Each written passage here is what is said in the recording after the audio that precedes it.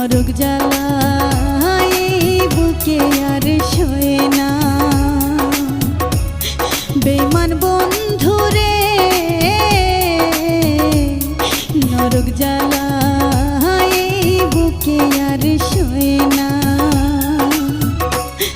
এই অভাগীর পোহরা কপালে, এই অভাগীর পোহরা কপালে মরণ কেন হয়